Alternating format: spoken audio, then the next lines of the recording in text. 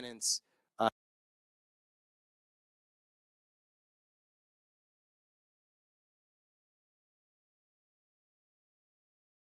feel some relief might be on the way. But I think landlords are feeling pressure and concern, right? And so the job of the board, I think, is to be fair, but also I think that fairness really starts by making sure that landlords and property owners are included in the process. So for example, in the rent registry build out, there are stakeholder meetings planned where one of those stakeholder meetings or more will be for landlords, one will be for tenants to give input into how the rent registry should operate. There'll be also more general stakeholder meetings for landlords, and then on the other hand for tenants. So there'll be equal outreach to both. We want, we want this program to succeed, and we know that it can't succeed if it's, egregiously biased one way or the other. And so that's our commitment.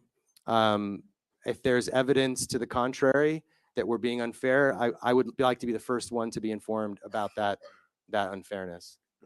Yeah, thank you so much, and yeah, I wish you the best. Thank you. Thank you. Thank you. Then we go to Councilmember Jones.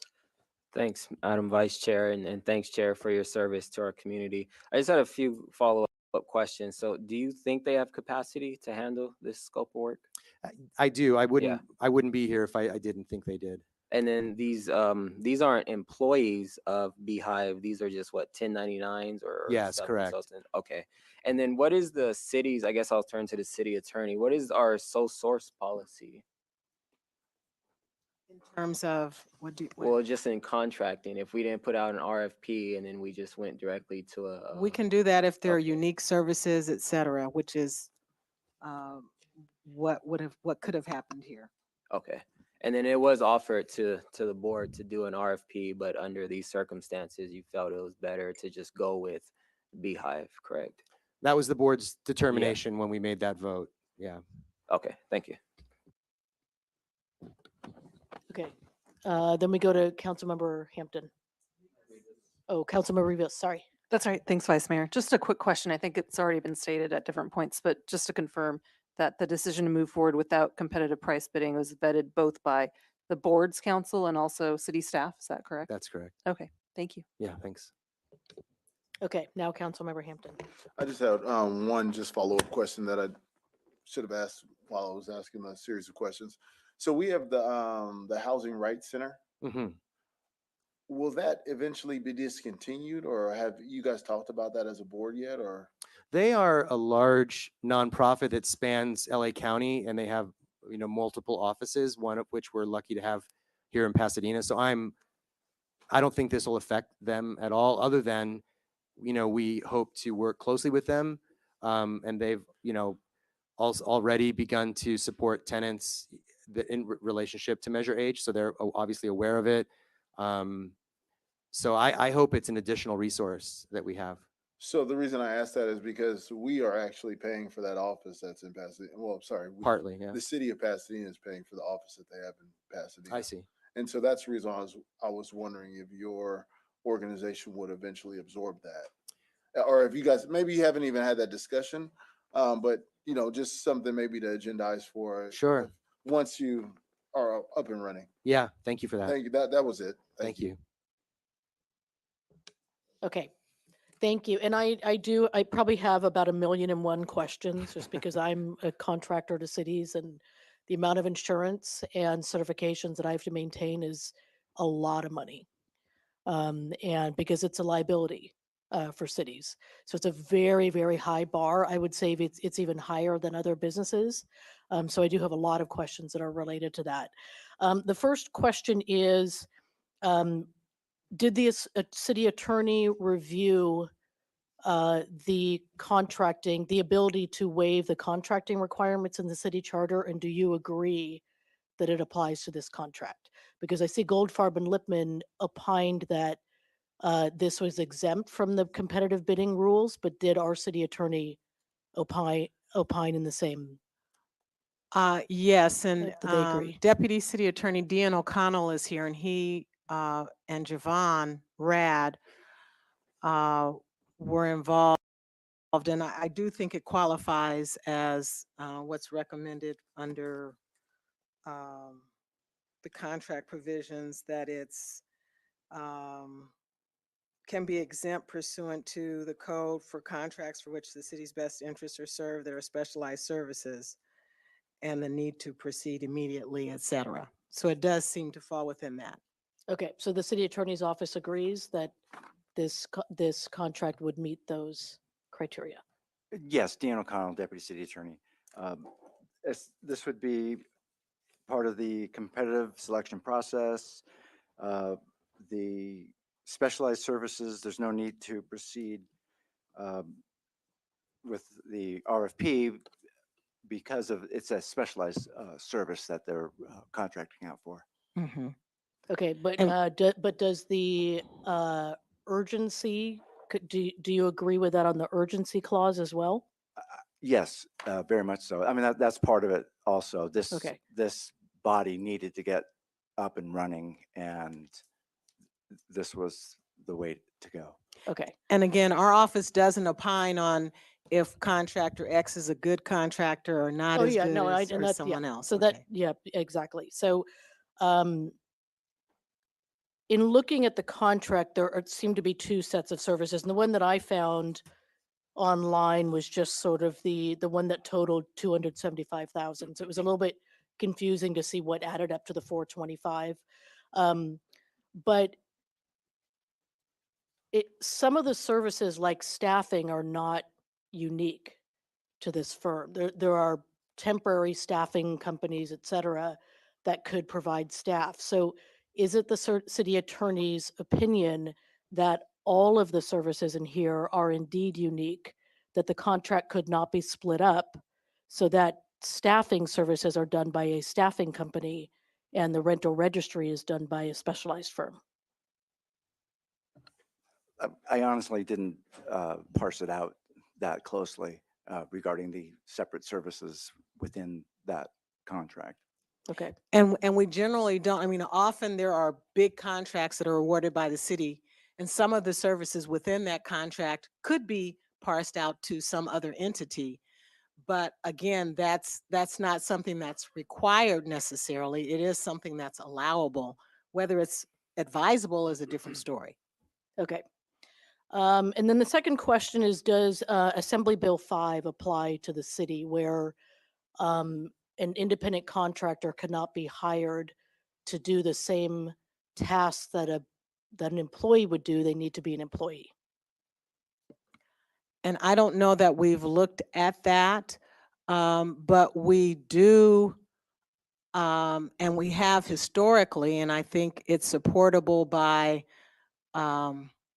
case and statutory authority to allow a contractor within their scope of services to do something that perhaps one of our employees could do. I've noticed that that was Assembly Bill 5, which was passed in 2020. And I don't know if my staff has any further input on that, but our interpretation is, and also I don't know if Goldfarb and Lippman can comment on that, but I don't think they're online yet either.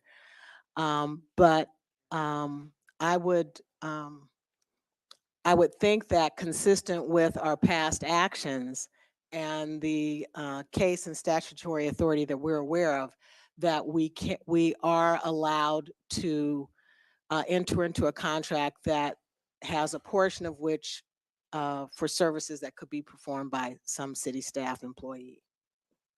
Okay.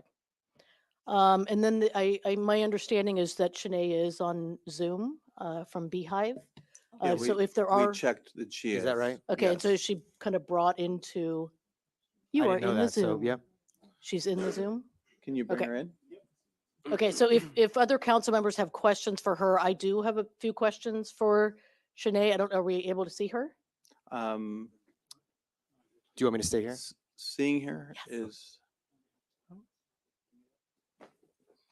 Yeah, I see if- hope you wore comfortable shoes, Ryan. Oh, it's fine. Okay, there's the Zoom. we need to promote her and then Okay. might take a second. Okay, so I'll go to another question for I don't know if this is for the city clerk or the city attorney. So what is the structure of the advance to the rental board? Is there a term that, so we know that it has to be subordinate to their operations to be paid back. But is there a term or a certain time frame that it's due back to us so that we could ask? I mean, is it a loan?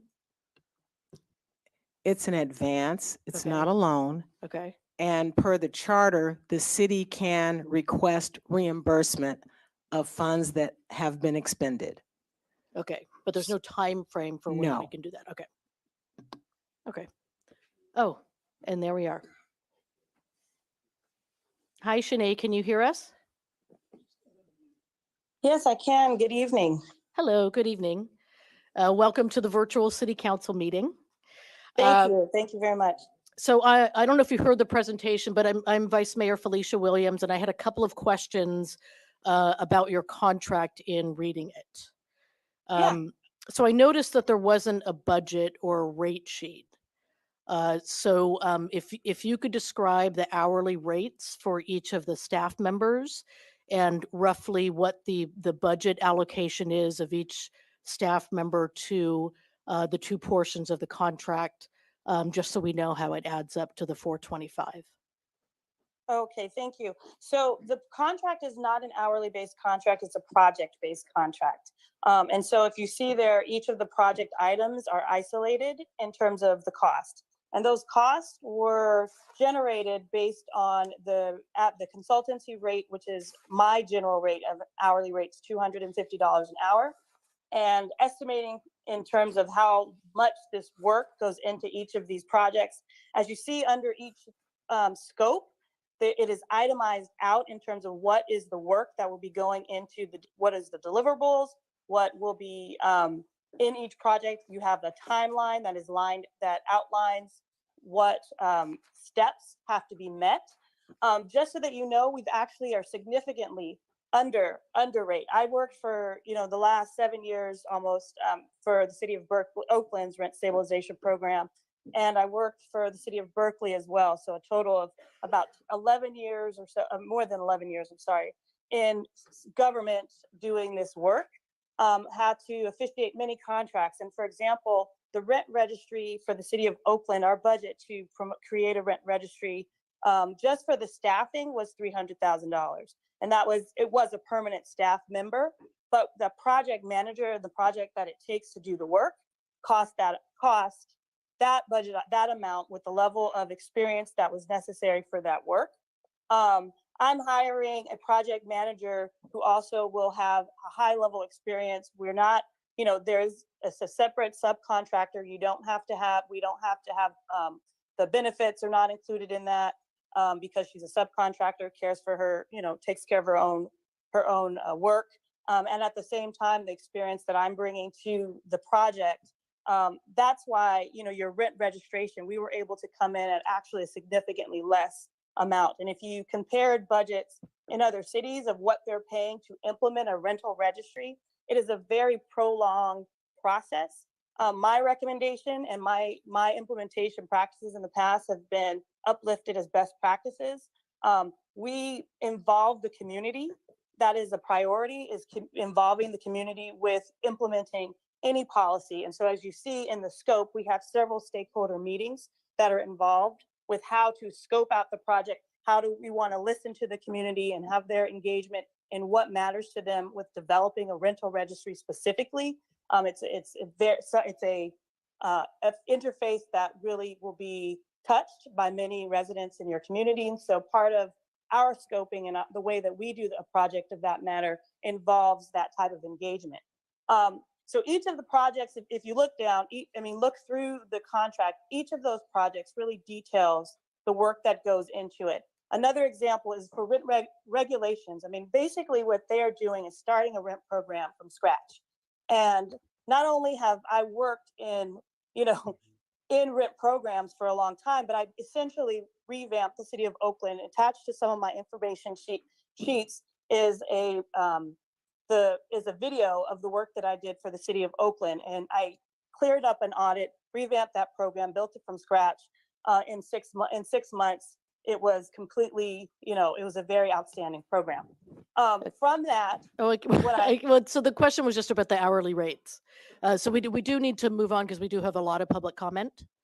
But the second question that I have is, in service number one, do you actually create the database? Because it says that there's technical support for creating the database, but are you guys actually the IT firm that creates the database, or will that be an additional cost? And that's probably to you and to Ryan.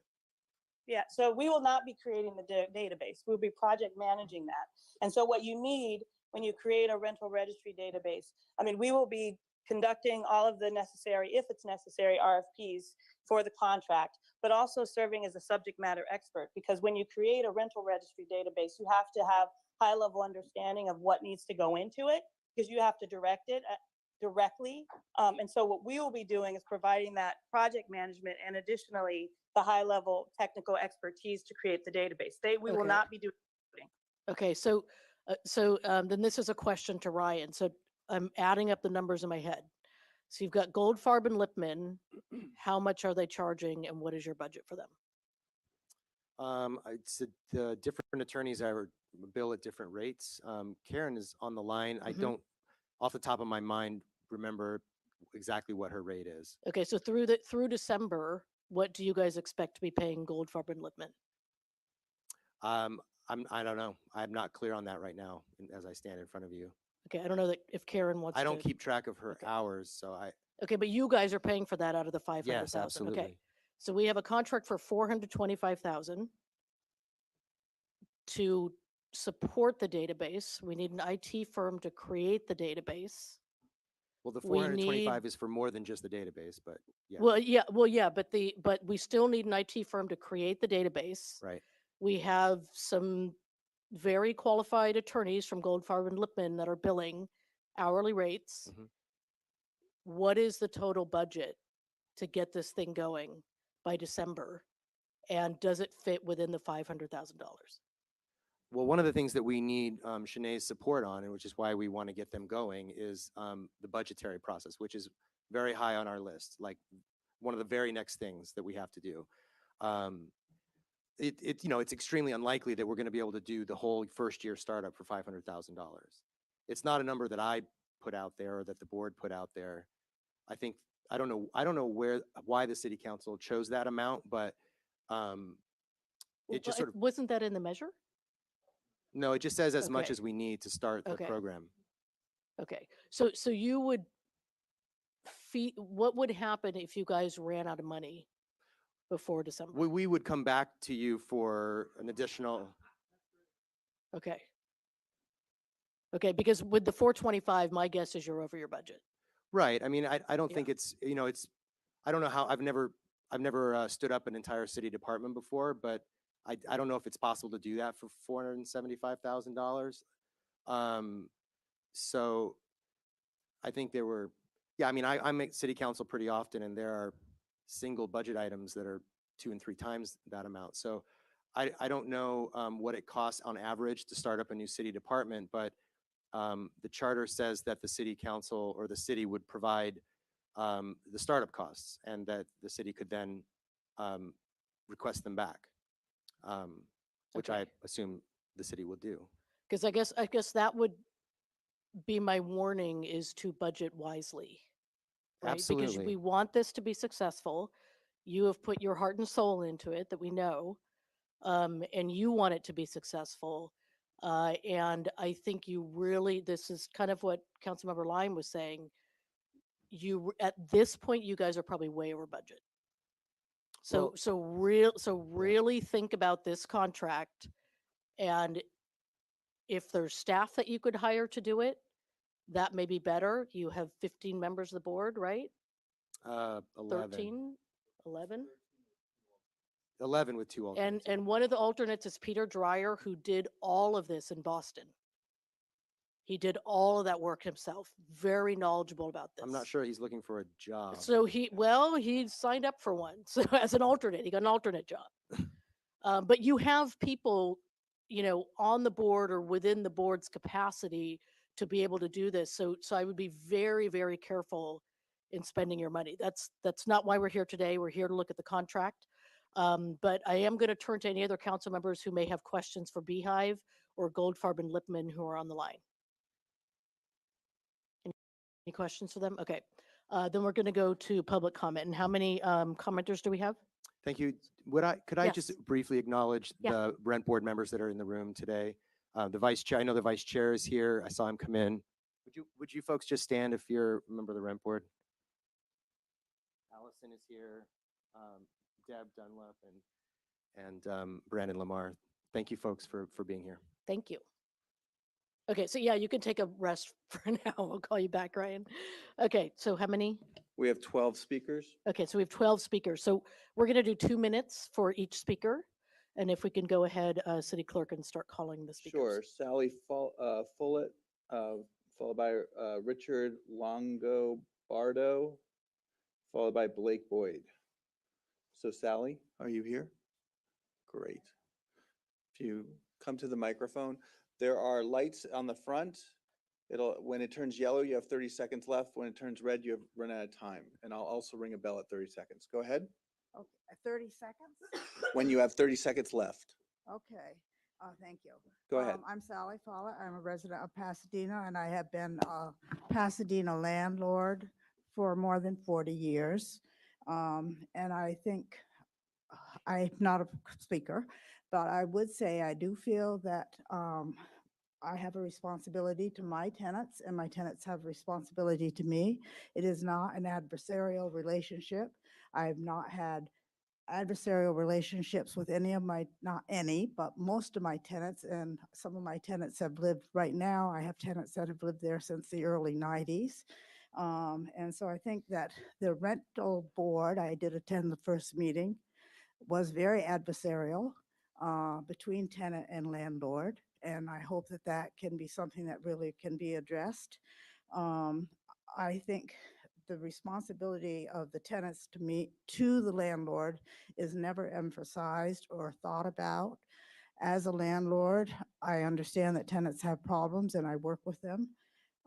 So there have been situations over the 40 years, and I think that we have the recourse as a tenant or as a landlord to go to court and have decisions made by an impartial person, and that's worked out very well. I do thank you for explaining, though, better today what they're hiring with this contract, and I think as a very small business person, I find that premature to make a decision on a contract that size with the information that you have. It's not what I thought the contract was going to be. So I really appreciate your informing me. Thank you. Thank you. Richard Longobardo, followed by Blake Boyd, followed by Simon Gibbons. Possible turn on this light, middle light here. Should be a switch on the light. There you go. Thank you. Eyes aren't what they used to be. Good evening. I stood here addressing the council approximately. Thank you. I stood here approximately 35 years ago addressing this council when I spoke about an apartment building I was hoping to add to the housing stock, which I might add, I really believe is the way to provide more supply of the housing for competition of the renters to reside in. 2 years later, I completed the building of those apartments after risking all I had. I was not born into a family of privilege. My father was a painter for the city of Los Angeles, my mother a housewife. I knew I had to work hard to get ahead, and I would not have any help financially inherited from my parents. I worked hard, very hard, many 60-hour weeks while being married, and still am to my wife of 46 years, raising 5 children. Today, at 76 years of age, I am retired, and the few apartment units we own are critically important to our ability to survive on the income we receive each month. I earned this position by hard work, depriving myself and my family of some comforts in our lives, looking to the future, which I knew would come someday, and I could no longer work. The future is now, the present for me. We have been operating under California rent control for some time. I was shocked to measure another layer of rent control passed, knowing it is extremely unfair in its very nature, especially when newer buildings are completely excluded from rent control and our inability to keep pace with cost of living, 3/4 of CPI. Many of my residents have been with us for years, one for 15 years, because I have always treated them fairly with dignity and given them good housing monthly rent basis. Last month, over $10,000 was taken from my wife and I in retroactive rent rebates. That's real income lost to us. In addition, we have lost hundreds of thousands of value, which we were intending to give to our 5 children to make up in part for the years of sacrifice they experienced with us. You see, when Measure H passed, my property was immediately devalued. Mr. Longobardo? I have one paragraph and I'll finish right away. I watched each rent control board meeting with online since the first meeting. There are 11 board members, each serving for 4 years, each of whom is paid a nice salary for their wages, which are 2.5 times the city minimum wage, maximum 20 hours per week. That represents $44,000 a year.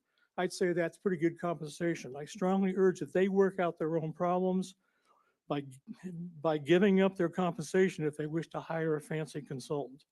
So please, you're giving $425,000 of our hard-earned taxpayer money. Give it strong consideration. They should work Thank out you. themselves. Thank They you. are being Blake Boyd, compensated. followed by Simon Gibbons, followed by Helen Bunt Smith, followed by Carl Cooper. And thank you. let me turn the light Just off. because we Don't have, well, you figure that out. Just because we only have 2 minutes per speaker, if we could focus on the topic of this contract and which is what we're here to approve today, that would be helpful. Got it. 2 minutes starting. My name is Blake Boyd. Thank you all for your service. I also want to thank Ryan and Brandon and others from the board here. You have a hard job and we appreciate it. I bought into Pasadena real estate starting in November of 2019. I then, in July of 2021, put $800,000 in capital improvements in a new property. I put all of my tenants for the second project, in Airbnbs and hotels so they could return to their low rent apartments. I am the greedy landlord. I'm the bad guy, right? That's how I've been treated. And I was here on April 19th in this very room when the advocates and the protesters bullied you all. And they said, we will vote you out. And so now they come to you, and I like Brandon and Ryan. They're very nice people. But charm and kindness is not managerial expertise or experience. The board was constructed for tenants only, and it's comical that they now talk about, oh, we're going to be so landlord friendly. Really? If I wasn't mixed company right now, I would use an expletive right now. I don't buy it. And this company that we're thinking about hiring, putting $500,000 at Oakland, that's their claim to fame. Have you been to Oakland? There's no EIN number. There's no federal number of this company. I'm sure they're nice people. The tech support, the IT department could be done here. The hearing officers could be done here. I have $6,800 a month in rent that I am losing by letting tenants stay in their below market apartments, and I'm proud of that. None of them look like me. I am happy to serve, but I am not going to be taken advantage of by anyone. And I'm not going to be railroaded. Forgive my laughter earlier. And again, as I said, I like Ryan, but it's not accurate what is being represented today. Landlords have a target on our backs, and it's not acceptable. And I don't like the way they treated you all on April 19th. They were not inclusive. This thing was passed to be geared against property owners. Sir, your time has expired. Thank you. Thank you. Simon Gibbons, followed by Helen Bunt Smith, followed by Carl Cooper, followed by Robert Simpson.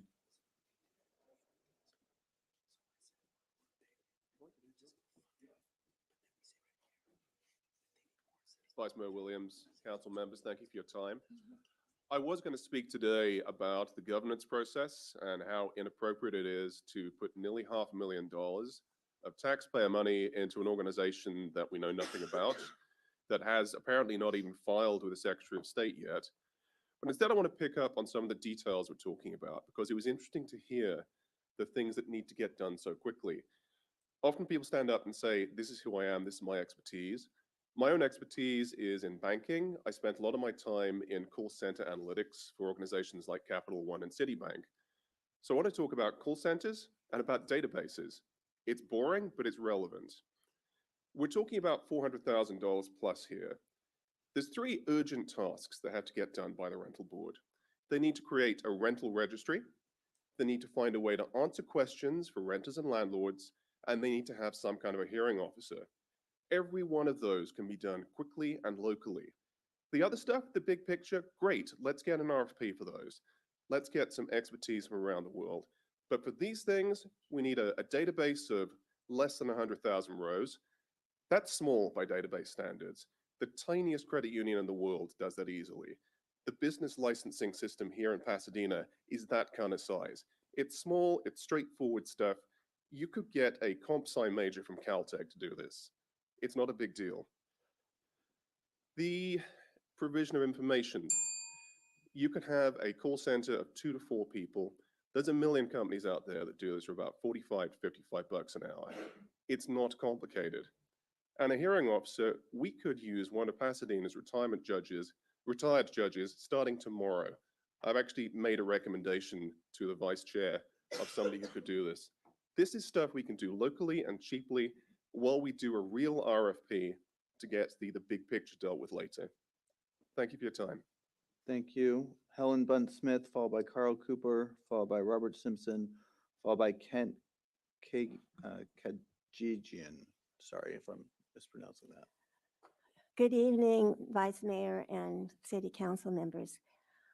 I'm Helen Bunt Smith, and I've owned a property, 465 East Union Street, since 1977 with one tenant.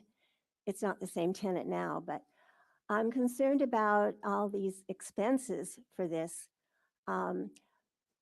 because they're going to want to put it on us, on the property owners. My tenant pays $750 a month plus utilities, and how much am I going to have to pay to try to get reimburse the city for their expenses and everything else? And so that's why I wrote my letter, and I didn't know at the time that Roger Bell was going to say he's not asking for additional money. I'm just, and so, but I request that you don't give them a lot of money because, and use the resources here as been suggested, because it's going to have to be paid by us, all of these things. And also anyone who's selected for a job, including somebody for the rent control, should be able to do the job when you're, so within your means and within your budget. And so I just request that not to go overboard and to try to keep things down. And I asked for them to do that too. And thank you very much for your consideration. Carl Cooper, followed by Robert Simpson, followed by Kent Kajigian, followed by Tyler Weirin. Thank you for the opportunity to talk to you. I've been a resident of Pasadena for almost over 60 years. I've seen the whole city grow and expand. We've also had our bad points and we've overcome them. Unfortunately, I think this is probably the worst thing that has happened to the city in those 60 years. My question really is the veracity of the company that we're this beehive. If you search the internet, you know, there's a lot of great graphics. The Secretary of State has no recollection of them as any type of existing entity. I can't find anything that they have in the United States that's indicating that they are an actual entity.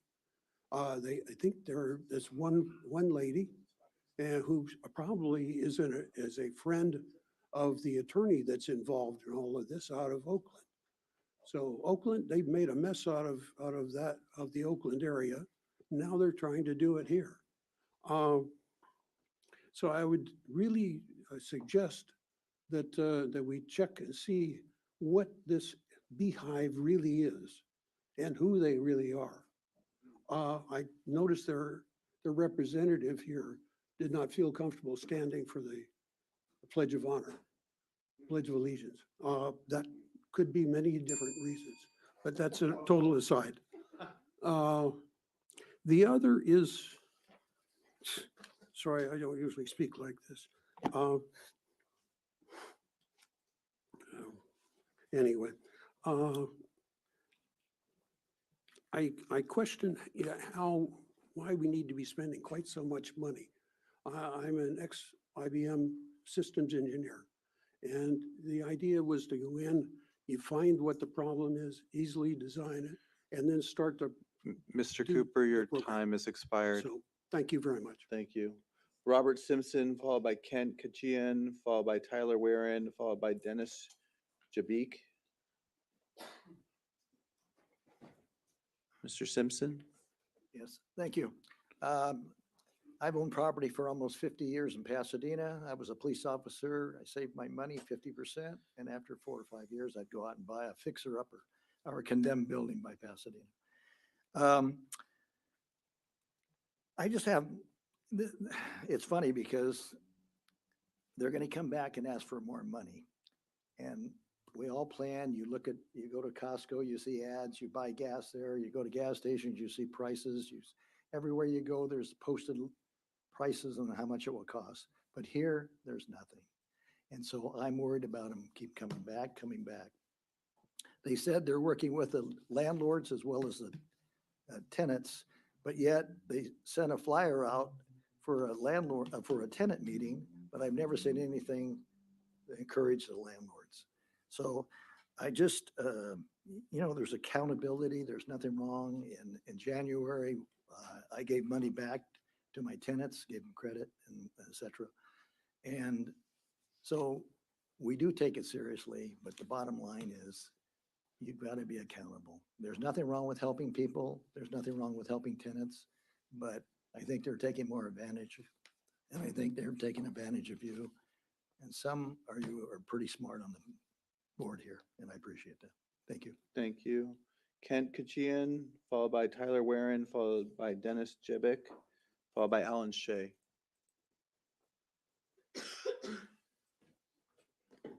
Sorry if I was mispronouncing your name. Okay.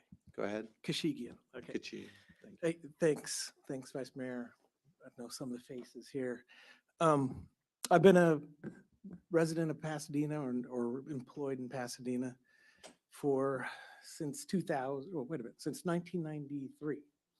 And I love this community. When I was walking in today, people were taking pictures for weddings. People are taking their prom picture, whatever they're out there. I don't know what they're doing, but we live in a really beautiful place. And I think we take it for granted. You look up the painting on the ceiling, it's beautiful. I've been a stockbroker, and I spent 19 years in this community selling pharmaceuticals. I met my wife at Huntington, and I'm a commercial real estate agent for the last 5 years where I do leasing, buying, and selling. But the big kick is I've been under rent control in Koreatown of Oden Buildings, Echo Park, for 25 years.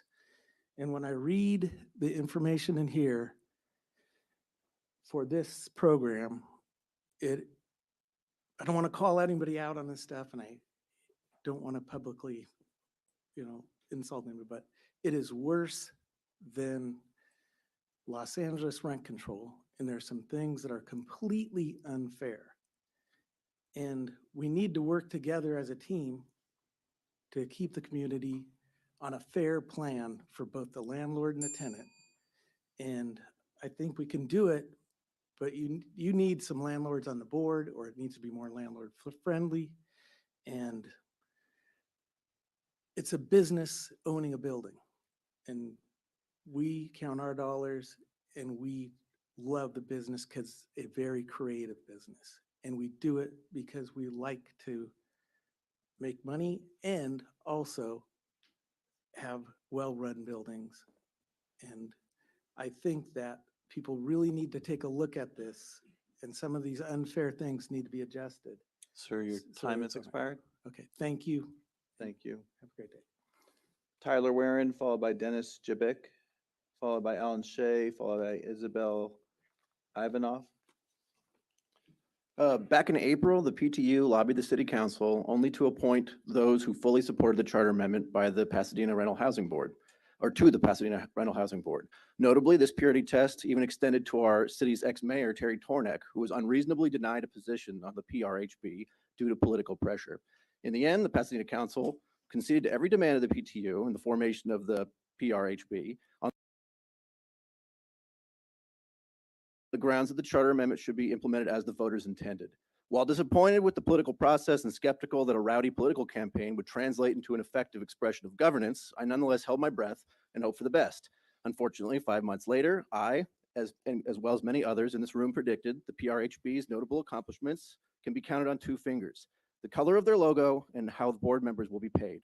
They have not completed any of the important tasks to see to their duties being executed effectively and competently. There's no rental registry, there's no hearing officers, there's little guidance to housing providers, and even less for tenants in serious need. Why is this the case? After all, those who comprise the PRHB are the true believers. They were the ones who devised this meeting schedule and their agendas. They were the ones who knew best. They now have the chutzpah, 5 months later, to request from the city nearly $500,000 to engage with a consulting firm with no competitive bids to tell the PRHB what to do and how to run the show. Keep in mind, the firm the PRHB wishes to engage, Beehive, does not indicate what their deliverables will be or what their billable hours will go toward. They don't even have an address. We also don't know if this will be an ongoing expense, presumably drawn from the general fund. Who's to say? Not the public, if the PRHB has its way. So who is Beehive anyways? Where do they come from? How were they recommended? Who recommended them? Are there conflicts of interest? Do we have any details of what Beehive has accomplished previously? Why should we trust them with $425,000? Why is the PRHB using the guise of emergent expediency to push this through without explaining why first? This is not what the voters wanted when they passed Measure H last November. This is certainly not the best use of funds for Pasadena. I implore the council to pump the brakes on the PRHB request, seek additional competitive bids, and explore exactly why the PRHB is having so many issues executing their own plan. Thank you. Dennis Jebick, followed by Alan Shea, followed by Isabel Ivanoff, followed by Simon Ibarra, then Liberty McCoy, and then Adriana Batista. Go ahead. Good evening, Council. Thank you very much, Ms. Williams, Council, and also to the rental board who are trying very hard.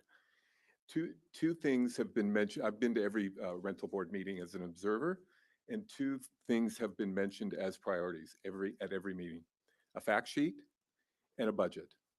We do not have a fact sheet. Two meetings ago, we had a proposed fact sheet that was so wrong that the members even said we can't. We got to go back to the drawing board. Nothing happened at the last meeting. There's no fact sheet as of today. The proposed fact sheet, by the way, said tenants' rights. So are there no landlords' rights? Just that name alone created adversity. That's too bad, because it should say tenants and landlords' rights. The budget, now that's why we're here tonight. We've discussed almost at every meeting that we have to have a budget. The landlords are paying for all the fees. And I represent landlords and tenants, by the way, as an attorney. So we've granted $25,000 to Beehive. We still don't have a fact sheet. We don't have a budget. And now we want to give them another $425,000. Part of the budget is the $425,000. So we need to figure out, and I know, Ms. Williams, you were talking about, we're going to go over 500,000. Well, if you include salaries, the attorneys, and the public relations firm, we're way over 500,000 already. So I strongly encourage you not to think about this before we go to the next step of 425,000. Let's see what has been accomplished so far. Thank you very much. I believe it's Alan Shea next, right? Followed by Isabel Ivanoff, followed by Simon Ibarra, then Liberty McCoy, and then Adriana Batista. I'm back. As a 40-year business owner here in Pasadena, who focus on low income, who focus on housing, this is what's being proposed tonight is, again, a disproportion of governance. And I'm standing in front of our governance here. This could be easily resolved by adding this into the amendment of the charter to appoint an employee to oversee this process. All this stuff that everybody's coming up here is simple. But if you, governing our city, continue to allow this stuff to happen, you're going to be back in here 3 to 6 months again going through the same stuff. there's got to be some balance here coming from the property owners that's been rendered to the tenants. And yet there has to be balance. That's what the property owners are saying. Give them some balance.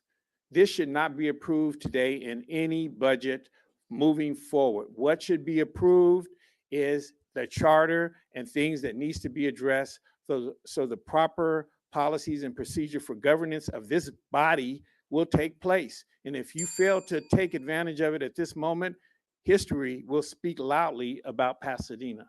Thank you. Mhm. Isabel Ivanov, followed by Simon Ibarra, followed by Liberty McCoy, and then Adriana Batista. Good evening. Hi, Can you hear me? Yes, go ahead. Good evening. My name is Isabel Ivanov. I've been managing properties in the city of Los Angeles and the city of Pasadena. In the city of Los Angeles, 14 years, and the rest is 26 years in Pasadena. I've been helping and managing, as I say, from what you know about property management from A to C, because I'm a paralegal and I'm also an accountant. So I've been doing this for so many years. A few years ago, I decided to buy a property in the city of Los Angeles. I thought I was making the best deal of all, and I make a mistake. I lost my building because I couldn't afford, because the city didn't allow me to have increases on the rent at all. It wasn't manageable, so I decided not to lose my house. Instead, I lose that property. I've been working, as I say, from over 20 years, over 40 years managing properties. Lately, I've been acquired an 8 units in Pasadena. And for what I'm telling you, I heard another gentleman saying about the same thing that I'm gonna say now. The rent control in Los Angeles is much better than what is happening right now here in Pasadena. I don't think I'm gonna be able to continue with this. And I don't wanna go through what I did, what it happened to me a few years ago. I think you should be also what the gentleman before me say something about, you should appoint somebody to take care, to put an eye on what's going on with this budget for the rent control. I don't think this is fair. It is not being fair for the landlords. It's not fair for the tenants. It should be some equal, some better management of all this. That's all. Thank you. Thank you. Simon Ibarra, followed by Liberty McCoy, followed by Adriana Batista, and these are all virtual public comment. Simon? Yes. Good evening. Go ahead. Good evening, City Council. I've seen some comments about the registration process and Oakland. I took a trip up to Oakland last month, and I actually was very impressed with the rental stabilization board they have up there.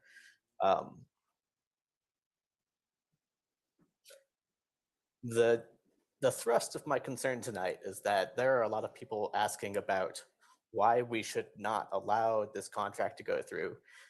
But I think that this is sort of a leap of faith sort of thing. If we don't allow this contract to go through, then they're just going to flounder around for another 2 months and bring back another one. And that one will be even more urgent because then they will have deadlines coming up. I think we should go through with this one just to make sure that we can get the process started and a real budget developed. That's it. Thank you. Thank you. Liberty McCoy.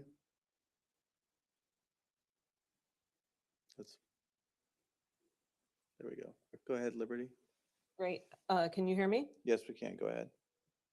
I would like to note that the city's contracted fiscal analysis of this measure estimated that it would cost 5.5 million. That is the city of Pasadena per year.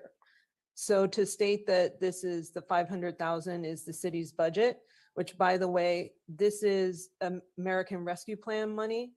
So this is not necessarily money that was given directly out of the budget, is given from the federal government to the city of Pasadena to be allocated. Secondly, I would like to urge the city to approve this. For instance, by December 22nd, 2003, the rental registry must be deployed. That is in the law. Otherwise, the city will be, the city rental housing board will be out of compliance, and this will be out of compliance with this charter. That means the rental housing board needs to find and source a vendor and begin the development process of a complex online open data tool that is ready to deploy within the next 4.5 months. I would like to note that the city's own open data portal has only 122 data sets within them, and several of them are several years old and have not been updated.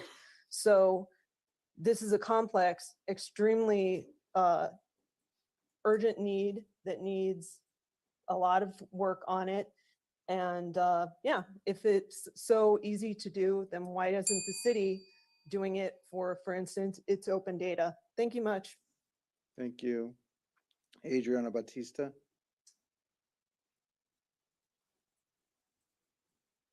Hi, council members. I believe that if you want to keep Pasadenans housed, you need to invest in housing.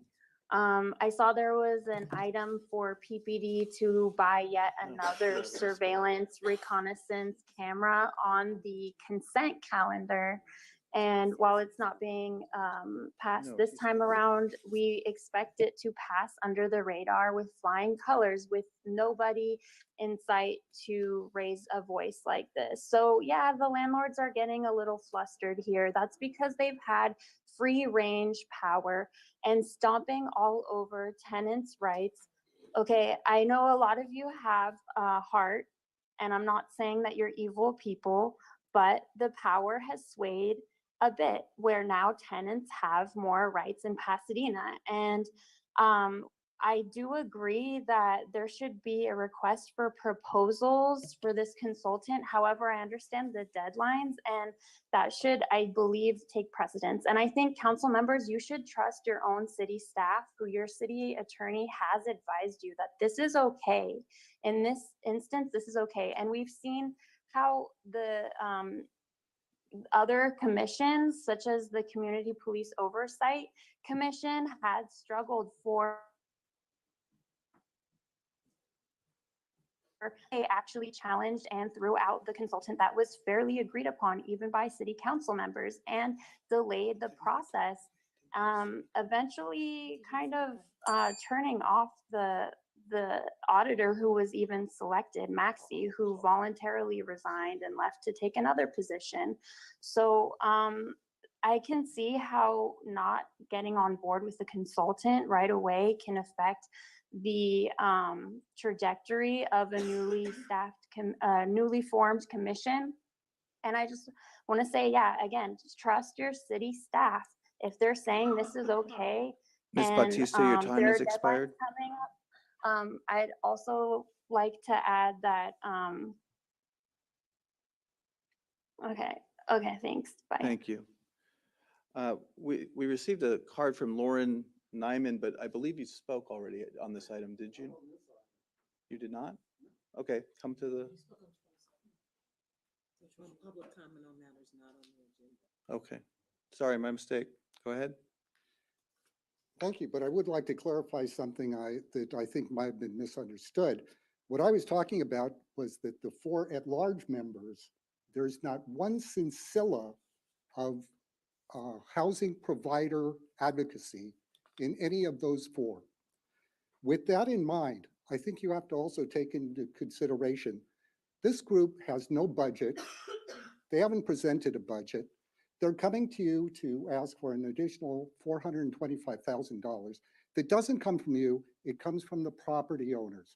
It comes from the housing providers. They have never solicited any feedback from any of these housing providers. They've never vetted any of the people that they're trying to hire publicly. There's been no public discussion at all about what's going on here. There's been no research into the qualifications of these people, and no vetting by any of the people who might be able to bring something else to the foray. There's no competitive bidding. This issue on the database, these databases are created already. They exist in Oakland, they exist in Berkeley. The database could be purchased from one of those cities in stock and put into process, but nobody has vetted the idea of doing that.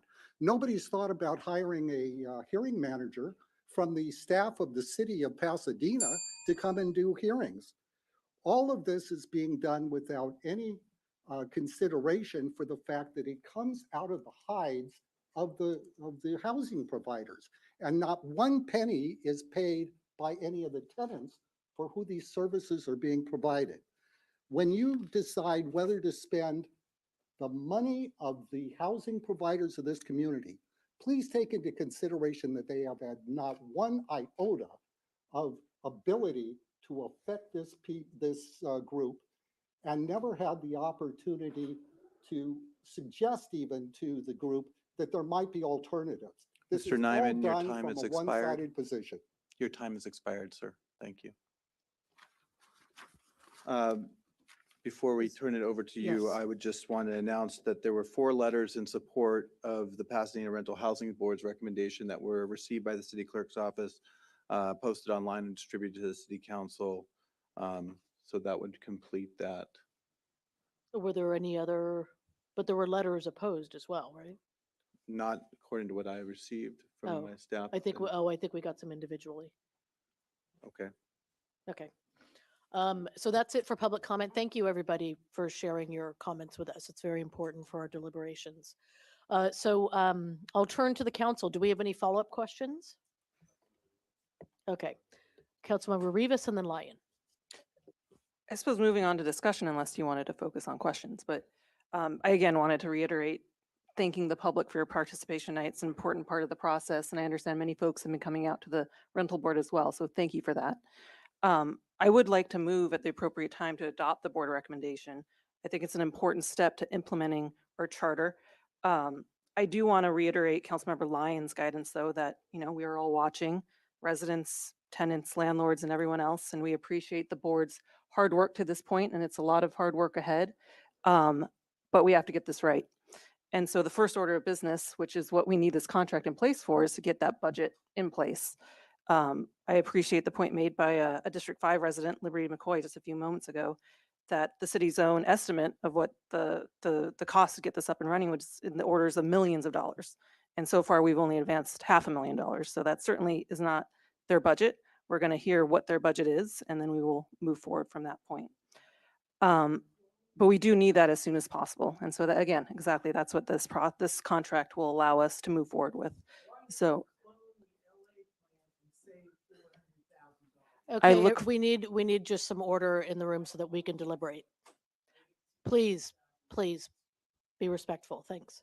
Thank you, Vice Mayor. So I look forward to hearing the discussion and for us to move forward in this process and getting our rental board up and running. Thank you. Okay, Councilmember Lyon. Thank you, Vice Mayor. I too wanted to reiterate that our own estimate, we estimated more than $5 million in startup costs for the Rental Housing Board. We decided at the front to advance 10% of that, hoping that maybe they could get a whole bunch of work done on that. But I think none of us expected that that would be their full budget. So this seems to me completely in line with the costs that we projected and what we expected. I wanted to say to the public commenters, there were some great and pragmatic and practical suggestions this gentleman over here. I particularly appreciate it. I think this process gets us to those. So government doesn't run like private businesses, and you need a staff to put together the thinking, to put together the recommendations in front of you, to then make the decisions in a way that is thoughtful and public and puts all of the information in front of the public. It's not like a few people sit around a table and go, you know what, let's ask some guy from the city to be the rental housing board judge.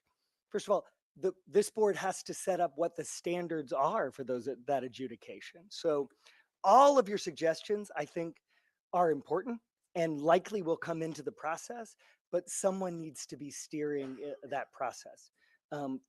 as a professional and working with the board. So I think this contract is absolutely necessary. I do still have some concerns about it, but I trust that you're gonna sort it out. And that you'll, come back and let us know if there are problems or unanticipated difficulties, which there will be, because that's part of a startup. So I will second Councilmember Rivas's motion to support the board's recommendation. Okay, so did you make a motion, Jess? I did, yes, to adopt. Okay. Sorry. There's to a adopt second the by board Councilmember Lyon. board's Okay, so do we recommendation. have other comments from council members? If not, I'd like to make a couple of comments. You gonna go? My comments are essentially the same, congruent. I think that we need to have, I think that moving forward and hopefully, regardless if this passes or not, the rental housing board moving forward will go out and do an RFQ or RFP for everything that they do. I also think that, and I'm not on the board, so it's just my own personal thought, that they should have went with try to go with the registry and then try to two-step this, maybe try to put the database, it doesn't sound like the consultant is the one that's actually doing that work. According to her feedback today, she said someone else is going to be hired for that. Kind of feel like that should have been the first thing so that they could start bringing in revenue before they start exerting out monies. But it is what it is. I did understand that there was going to be more, and even when we gave the $500,000, I did not.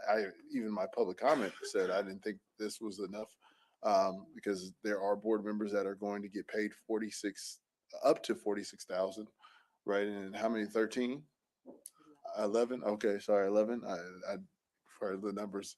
The alternates also get. It's 11 board members and then 2 alternates for a total of 13. But the alternates also get paid per meeting. That is my right? understanding, yes. So that, just right there alone is $400,000 in a year. More than $400,000 right there. So, I can't, unfortunately, in good conscience, I can't support the idea of not having RFP or RFQ.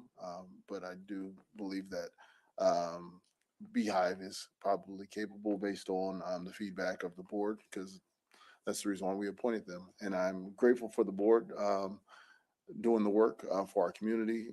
But I think there was an opportunity for a local company to potentially have a shot at bidding on this work.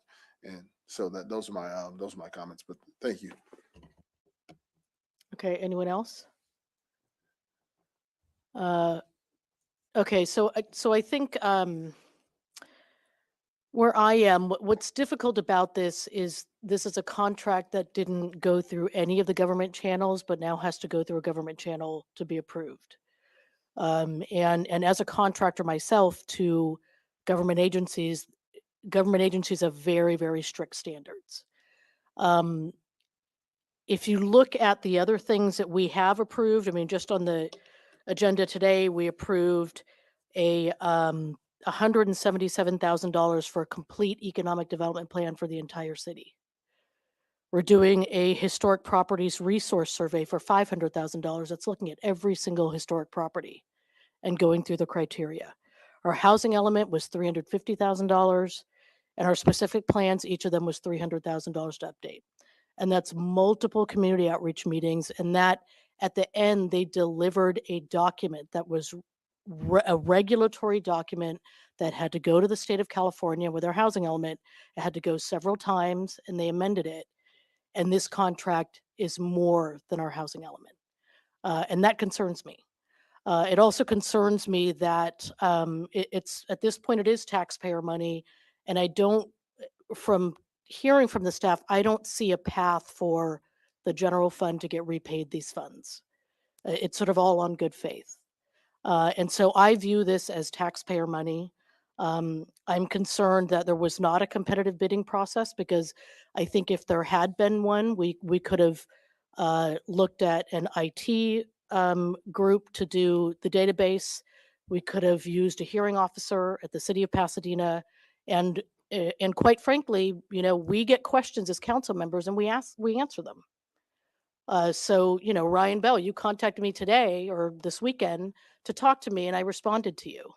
And so if we appointed people to the rental board, I expect you to respond to constituents when they have questions. And that's part of the salary that you're getting paid. And that's kind of how I view it. So I think there are alternatives here. I'm concerned about the use of taxpayer money. I'm concerned about the lack of competitive bidding. And I'm also concerned about the cost, especially compared to several other highly technical contracts that we have engaged in as a city. And so I will, if we have the motion and it's not amended to allow for some sort of competitive bidding, then I will probably be voting no on the motion. Thank you. Councilmember Lyon. I guess I wanted to engage a little bit with what you're saying because I hear you and I take all of that seriously. Having looked at the numbers, the component numbers, they don't seem off to me. They seem, I thought about what the costs were. I was surprised to hear Shanae say her rate was $250, which seemed low to me for expert counseling work. And so we probably get more hours out of those than I would have thought. But then, so I'm not sure. So for example, this thing about using a city hearing officer, we may end up doing that, but somebody has to write all of the standards for how they conduct, what the rule is for how they conduct a hearing. It's not like they just can set up at a table and start running hearings. So, and that, as I read it, is what the work is to be done here. Similarly, the work here is to conceive of what needs to be in the database. And then they'll put out an RFP for someone, hopefully local to Pasadena, who can actually assemble the database. So I don't disagree with any of what you're saying. I just don't know what we would change about this particular contract to make it work, other than to put it out to bid, which is. Well, I think so. To answer the question, I would say one, put it out to bid, but two, like we did with the CPOC. I mean, that's probably the most recent example of something we did here. We hired a staff member, and the staff member did all the work. So to me, I think that with such a limited budget at first, and we're really kind of bumping up against that budget, to me, it would seem reasonable for the board to have a staff member. And the staff member would be doing a lot of that work. And I don't think that would be, you know, that'd be a lot less expensive than $425,000. And then you would piece out the different portions. But, you know, there's a large portion of that contract that is staffing. And that just seems like a staff member. Yeah, Ryan, come up. Yeah, so I think the point is that the consultant is going to create the staffing plan so that we can hire that staff and that we can create the adjudicative procedure so that we can perhaps use hearing officers that we already have working for the city.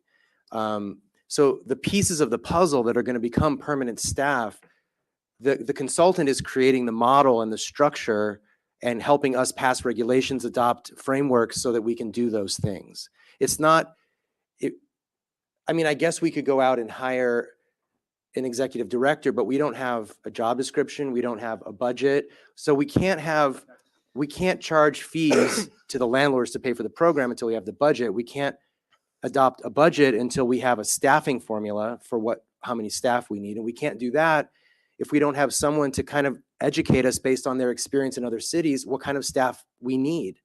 So we're basically flying blind. And to ask me to respond, I mean, yes, I have a lot of experience in tenant and landlord relationships, but to ask me to respond to emails which involve people's financial livelihood, even if I put a little disclaimer at the bottom saying this isn't legal advice, is putting me and a lot of other people in great jeopardy. So this is why we're bringing in, hopefully, Shanae, and why Ms. Tiedemann from Goldfarb Lippman is here helping advise us on how we do this so that we don't get ourselves into trouble. Like, I think if board members just all start responding to neighbors about their questions, we're going to have chaos. So we have to build a structure so that this can happen in an orderly fashion. So it's, I don't know, it's like building drawing the blueprints and then starting the construction instead of starting the construction and going, maybe we should have had a blueprint, you know? I guess that's just an analogy off the top of my head. Maybe that sucks. That's a good one. Yeah. We are kind of building the plane while we fly it as well. And thankfully, you know, we do have staff you know, Shanae's already frankly put in a lot of time helping us advise us. And so she's already beginning to do that work. But we don't, it's like having like an advisory body over a city agency that doesn't exist yet. Like, how do you, there's like a chicken and an egg kind of situation going on here. And so the consulting fee is for, you know, thousands of hours of work of like 6 or 7 different people to do expert advising of a future program. So I think that's my best, I guess, summary of what we're trying to do. Thank you for allowing me to speak to that. Yes, Thanks, Ryan. thank you. So Councilmember Jones? Yeah, what would be the timeline if we were to put this out for an RFP? 30 days? And is that enough time, sense of urgency? Would that be enough time for the board? Well, you know, Shanae's staff is planning to, not staff, but Yeah, consultants are planning to start responding to emails this week. yeah, so it's And not. so she would, you know, definitely need to put a pause on all of that. So, I mean, I wouldn't be happy as a contractor doing work that when the body is saying, we're not sure we're I going have to a contract question. with you. Is Shanae being paid now? No, not yet. The Oh, so she- 74,999. I thought she was, yeah. I know Well, you we said- did approve, that's true. We did approve that contract, but there's not been any billing. So why not just have her in the 74.99 and then in 30 days? Well, I can't speak for her business model, but I don't know if that, you know, $70,000 would be good for her to do the work that she needs to do with her team for the 30 days while you're working on RFQ or RFP. So yeah, and that's yeah, actually I noticed also Shanae may want to speak to this in the Zoom, but go for it. Oh, if I may, the biggest challenge for the rent program is the rent registry and the deadline for that. And I think the conversations, because initially the board was hoping to move forward with a smaller contract with my team to simply do the budgeting, right? That was the initial plan. Then they saw the flooding of emails that they had.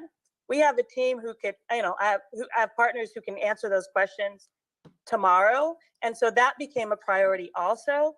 And then final linchpin was the deadline for the rental registry to be up and running in December. And it takes at least just for the development about 5 months, right? And there hasn't even been a beginning for that. So if the city is going to have a chance at complying with the rental registry requirement of Measure H, this has to be done imminently. Either with me or someone else, it has to be done imminently. Because just simply the time that it takes to develop this type of a database. Thank you. Just to follow up on that, I'm not in the queue and I apologize for all those that are in line. Just to follow up on that, I mean, if you need someone to pick those, you know, take those emails and all that concern on while you're working on an RFP, I mean, I'd be extremely supportive if there was an RFP, even if it was someone who was, you know, outside of the realm, but RFP went out, RFQ went out, right? And so I could let locals know, you know, to participate in this. And if we don't get anybody and it's only one applicant, then we know that there is only one organization that does this type of work. But we just don't know that right now. And unfortunately, if it's coming to me and just as I've said multiple times before, I'm going to say, you know, with one bidder and no RFQ, no RFP, anything that went out, I wouldn't be supportive of it. But I'm supportive of the group and the work that you guys are doing. I just think there's an opportunity here if your representative or the company is amenable to, you know, doing some of the work for the 30 days while you guys are figuring out the RFP. I wish I had known, you know, that this was going to be, I mean, we could have done that, you know, and we still can, I suppose, if you decide not to move forward. But I was following sort of the counsel I was given. So yeah, that's why we're here today. Okay, so Councilmember Jones, do you have any other questions? Okay, so we're going to turn to Councilmember Masuda. Thank you, Vice Mayor, and thank you for coming up again, Ryan. I'm going to support Councilmember Jones and Hampton's idea about going for another RFP. I think that'll be, it's okay to wait and get another possibility out there. And I think there may be others that will come in, maybe multiple applicants, and we'll see what happens. Thank you. Okay. Just so for a what- point of yes. clarification, I think he said, I just asked the question Okay. about the RFP. Yeah. Okay. So let's finish going through the comments, and when Tyrone comes back, we'll see if there's an alternate motion. Go ahead, Councilmember Rivas. Or sorry, Councilmember Madison. Thanks, Vice Mayor. Yeah, I'm troubled by this sort of control that the council is trying to impose. You know, the little history is probably helpful here. Like, you know, this was not a council charter amendment. This was, you know, sort of the people, by the people, for the people. They made the political case, and it passed, you know, in politics, 54, 55%, whatever it was, pretty overwhelming. My recollection of the amendment is the city council establishes the board and then has no further role in implementing the charter amendment. And I'm sitting here asking our city attorney, is this a lawful, appropriate exercise? Yes. The proposal was unanimously adopted by the board. We each appointed at least, or nominated at least one member, and we all appointed all of them to the board. I think it'll be troubling if on that record, we try to now exert control over the decision making, especially at a critical juncture when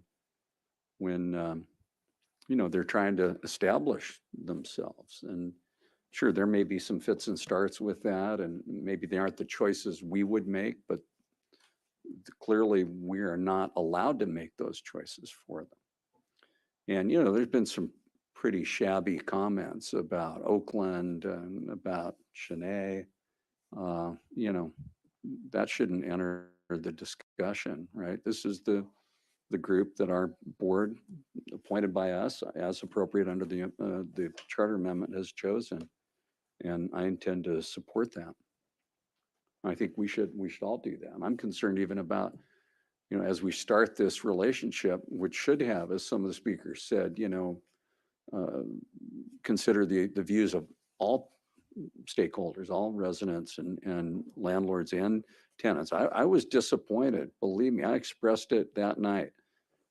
The landlords blew it in terms of nominating potential members of the board that weren't involved in trying to tear and burn the whole thing down.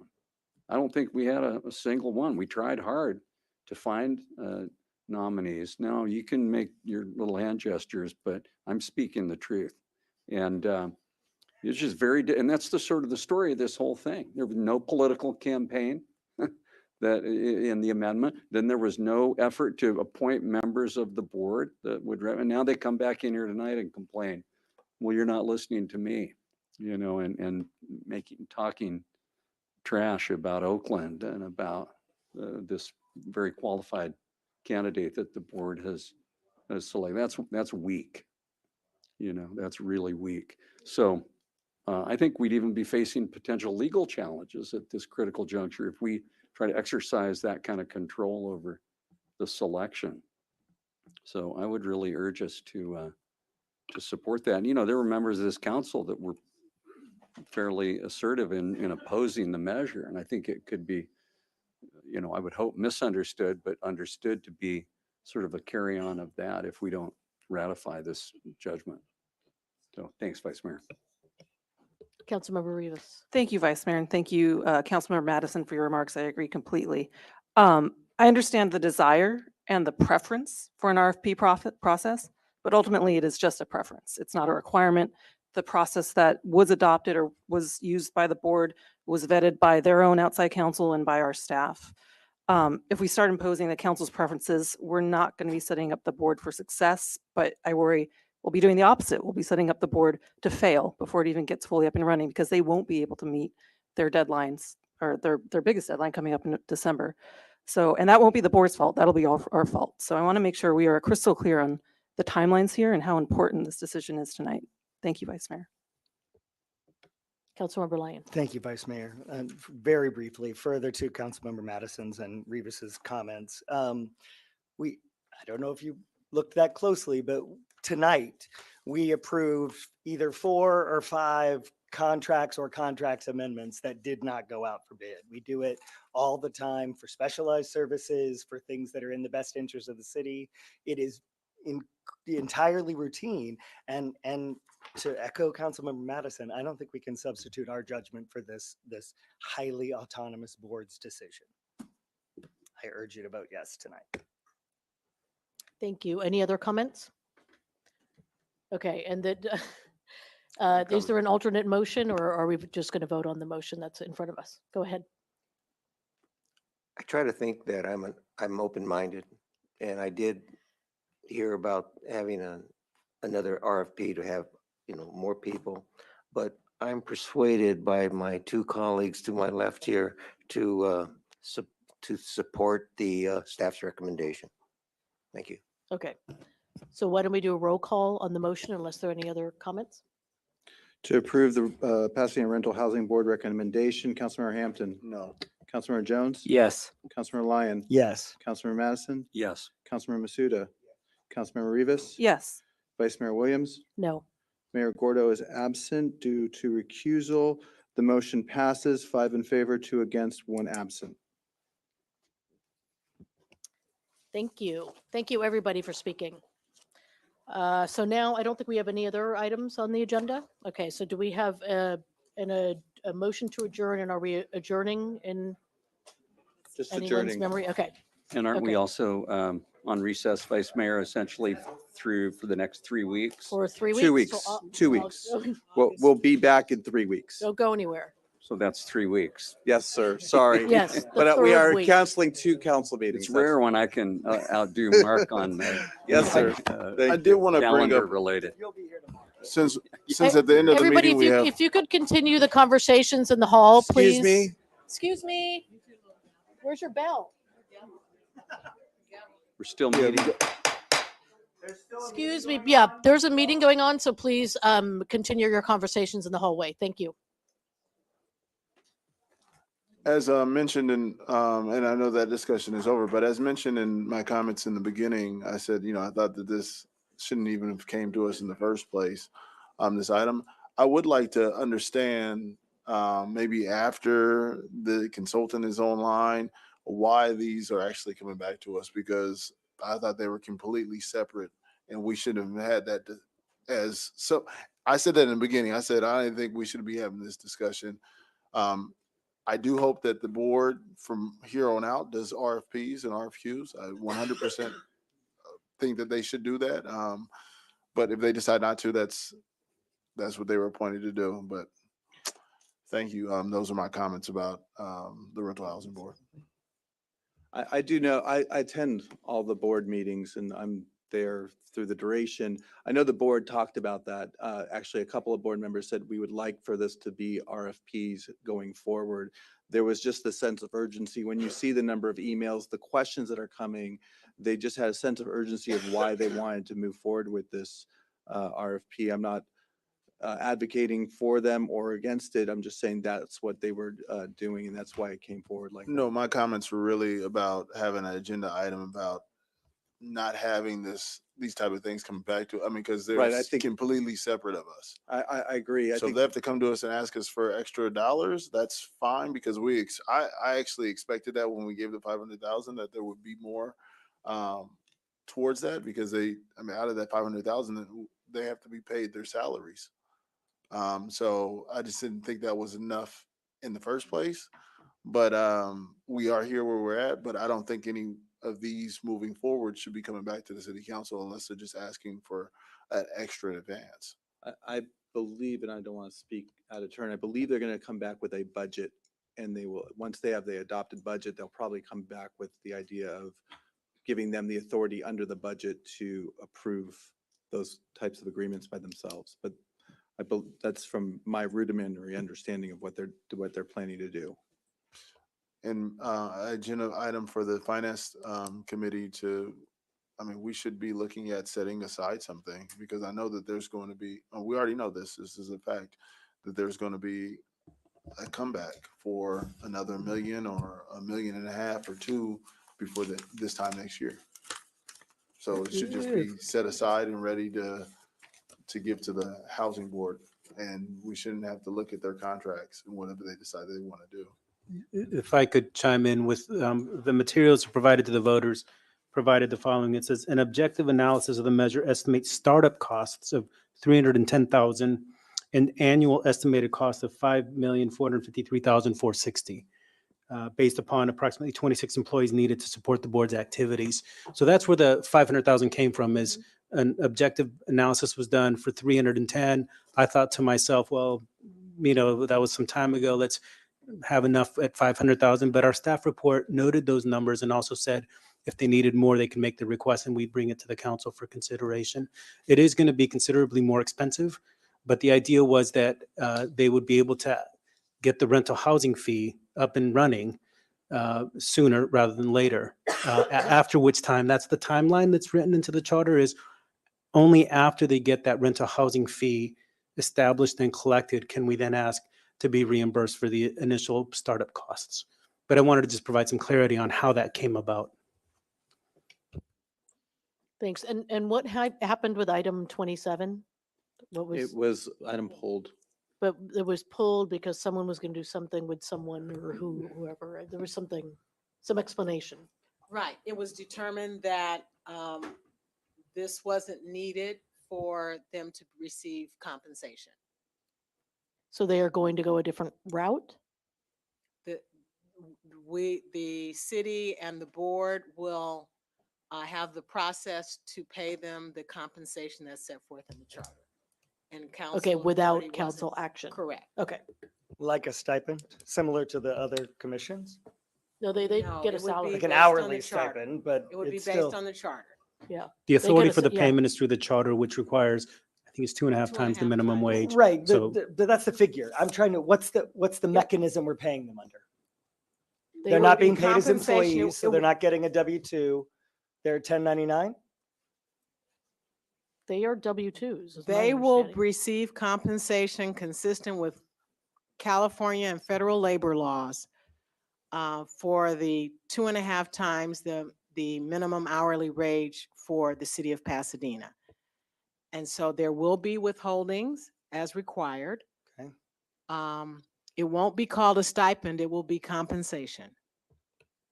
They're part-time. So is that a part of the advance, or is that, I mean, that's not part of the 500,000 that we originally gave, right? I mean, Well, it's part of on their top. budget. It will be So- part of their budget. So But we've part of that, we will receive that back as a part of That's the. part of their expenditures that the city can request reimbursement of.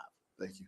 But to be clear, they'll And be we- paid as board members of the Pasadena Rental Housing Housing Board, Board. not as city employees. Right. And that's because the charter amendment creates The authority. authority to appoint board members and to pay them the compensation set forth in the charter. Okay. Vague but clear. Okay. Is there anyone else who has comments before we adjourn? Okay, thank you. We are adjourned. All right.